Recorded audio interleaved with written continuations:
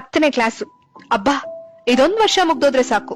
ಸ್ಕೂಲ್ಗ್ ಬರೋ ತಪ್ಪುತ್ತೆ, ಸ್ಕೂಲ್ ಅನ್ನೋ ತಲೆನೋವು ತಪ್ಪುತ್ತೆ, ಸ್ಕೂಲ್ ಕಡೆ ತಲೆ ಹಾಕು ಮಲ್ಗಲ್ಲ ನಾನು ಅನ್ನೋದ್ರಿಂದ ಹಿಡ್ದು, ಲೋ ನಾವ್ 10th ಸ್ಟ್ಯಾಂಡರ್ಡ್ ಕ್ಲಾಸ್ಮೇಟ್ಸ್ ಎಲ್ಲ ಒಂದ್ಸರಿ ಸೇರಿದ್ರೆ ಚೆನ್ನಾಗಿರುತ್ತೆ ಅಲ್ವೇನ್ರೋ ಅಂತ ನೀವ್ ಅಂದ್ಕೊಳ್ಳೋ ಕಾಲ ಬಂದೇ ಬರುತ್ತೆ. ನೀವ್ ಉದ್ಧಾರ ಆಗಲ್ರೋ, ನೀವ್ ಜೀವನದಲ್ಲಿ ಖಂಡಿತ ಉದ್ಧಾರ ಆಗಲ್ಲ ಅಂತ ಮೇಷ್ಟ್ರು ಬೈದ ಬೈಗುಳ ಮತ್ತೊಂದ್ಸರಿ ಕೇಳಿದ್ರೆ ಚೆನ್ನಾಗಿರತ್ತಲ್ವಾ ಅಂತ ಮುಂದೆ ಒಂದಿನ ನೀವ್ ಅಂದ್ಕೊಳ್ಳೋ ಕಾಲ ಬಂದೇ ಬರುತ್ತೆ. ಕ್ಲಾಸ್ ಅಲ್ಲಿರೋ ಎಲ್ರಿಗೂ ನೀವಿಟ್ಟ ಅಡ್ಡ ಹೆಸರುಗಳು, ಒಬ್ರ ಮೇಲೊಬ್ರು ನೀವ್ ಹೇಳ್ಕೊಂಡಂತ ಚಾಡಿಗಳು ಮಧುರ ನೆನಪುಗಳಾಗಿ ಉಳಿಯಲಿವೆ ಜೀವನದುದ್ದಕ್ಕೂ.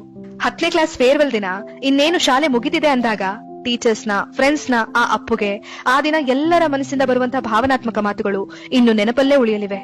ಸ್ಲಾಮ್ ಬುಕ್ ಅಲ್ಲಿ ಬರ್ದಿರೋ ಗೋಲ್ಸ್ ಗಳು ರೀಚ್ ಆಗ್ತಿರೋ ಇಲ್ವೋ ಗೊತ್ತಿಲ್ಲ, ಸ್ನೇಹಿತರು ನಿಮ್ಗೆ ಸಿಗದೆ ಇರೋಷ್ಟು ದೂರ ಮಾತ್ರ ಹೊರಟು ಜೀವನ ಕಟ್ಕೋತಾರೆ. 10ನೇ ಕ್ಲಾಸ್ ಪಾಸ್ ಆಗೋಕೆ ನೀವೆಷ್ಟು ಚಾಪ್ಟರ್ಸ್ ಓದಿರ್ತಿರೋ ಏನೋ ನೆನ್ಪಿರಲ್ಲ, ಆದ್ರೆ ನಿಮ್ ಬದುಕಲ್ಲಿ 10ನೇ ಕ್ಲಾಸ್ ಅನ್ನೋದೇ ಒಂದು ದೊಡ್ಡ ಚಾಪ್ಟರ್ ಆಗಿ ಸದಾ ಉಳಿಯುತ್ತೆ.